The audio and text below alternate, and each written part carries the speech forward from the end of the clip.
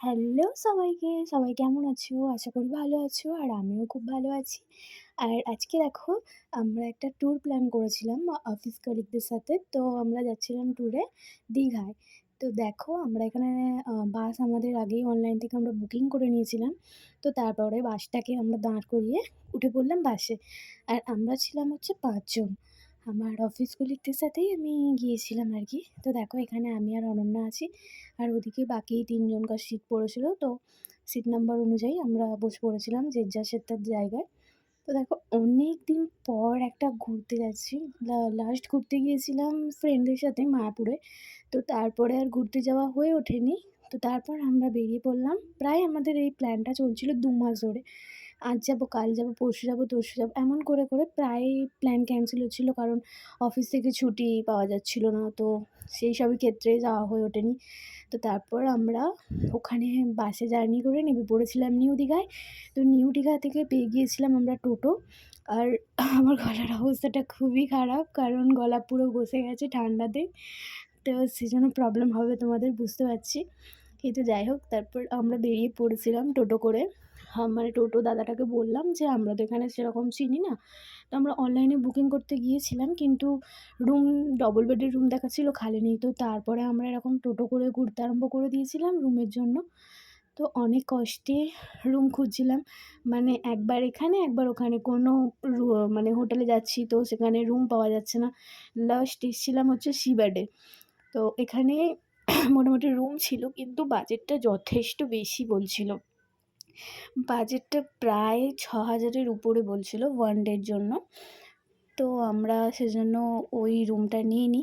এই যে আমাদের তনুশ্রী এসে বলছে যে পার ডে ৬০০ টাকা, এই ৬,০০০ টাকা। তো ও বলছে ৬,০০০ টোটাল লাগবে।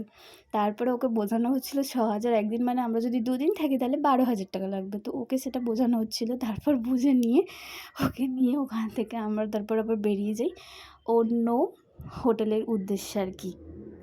তারপরে আমরা পেয়ে যাই একটা অনেক কষ্ট করার পরে টোটো দাদাই আমাদেরকে একটা মা মানে রুমের সন্ধান দেয় আরকি। তো হোটেলটার নাম ছিল জ্যোৎস্না ইন্টারন্যাশনাল। খুব ভালো বিহেভিয়ার এখানকার লোকেদের। আর খুব ভালো আরকি। আমাদের তো নিজেদের খুবই ভালো লেগেছে। তো তোমরা চাইলে আমাকে বলতে পারো, আমি কন্ট্যাক্ট নাম্বার দিয়ে দেবো। তো দেখো আমরা এখানে সবাই বসে পড়েছিলাম ব্যাগগুলোকে চাগিয়ে, চাগিয়ে এনে। তারপরে তো পুরো ক্লান্ত হয়ে গেছি বাস জার্নি করে এসে তখন রাত প্রায় ১০টার কাছাকাছি বেজে গেছে। তো তারপরে একটুখানি রেস্ট নিয়ে রুমে গিয়ে একটু রেস্ট নিয়ে সবার মুখের অবস্থাটা দেখো। খিদের চোটে সবার মুখের অবস্থা খারাপ হয়ে গেছে। কারণ আমরা বাসে উঠেছিলাম প্রায় ওই 4:30 নাগাদ। তারপর আমরা এখানে এসে পৌঁছে তো প্রচণ্ড খিদে পেয়ে গেছে এবং বাসেতে তেমন কিছু খাওয়া হয়নি। ড্রাই ফ্রুট ছিল সেগুলো খেয়েছিলাম অল্প। তো তাতে পেট ভরেনি। তারপরে আমরা চলে এসেছিলাম আগে খেতে। মানে এতটাই খিদে পেয়ে গিয়েছিল বলার মতো না। মেয়ের মুখগুলো দেখো না পুরো শুকিয়ে গেছে গো।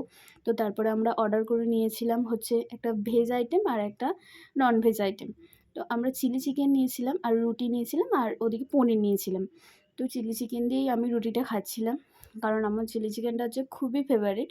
তুমি আমাকে রাইসের সাথে দাও বা রুটির সাথে যার সাথেই দাও না কেন চিলি চিকেন আমার খুব ফেভারিট। তো আমার খুব ভালো লাগে খেতে। তো তোমাদের কার, কার ভালো লাগে আমাকে অবশ্যই জানিও। তো তারপর খাওয়া-দাওয়া শেষ করে প্রায় 11:30 নাগাদ আমরা চলে গিয়েছিলাম হচ্ছে সমুদ্রের উদ্দেশ্যে। তো আমরা ব্রিজের কাছে গিয়েছিলাম। জাস্ট মানে এসেছি সমুদ্রটাকে দেখবো বলে। তো না দেখে কিভাবে ঘুমাবো? তো সেজন্য আমরা প্ল্যান করলাম যে চল কি ঘুমানো যায় বলো? তো তার জন্যই এসেছিলাম। তো আজকে ভিডিওটা এতটুকুই থাক। আবার পরের ভিডিওতে বাকিটা তোমাদের বলবো। ভালো